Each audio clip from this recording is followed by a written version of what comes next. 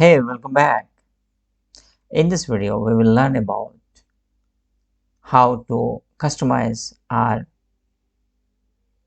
ribbon options.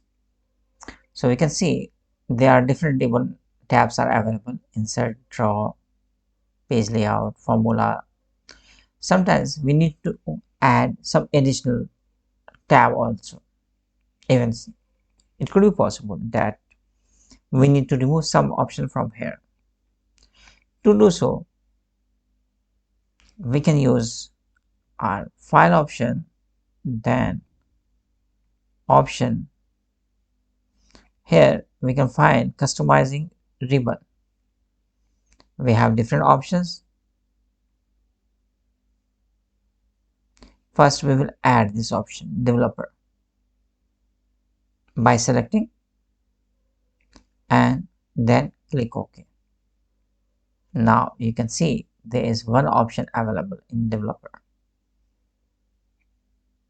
Now as we have added this developer option, but you do not want a particular option in this, how can you remove that?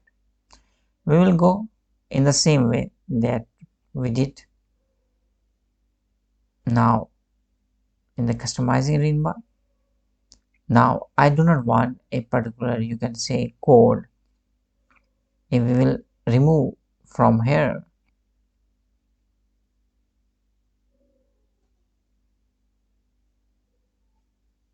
now click OK.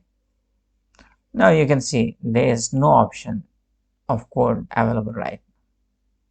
So by these methods you can add a particular tab, you can remove a particular option or particular anything by just clicking on that button.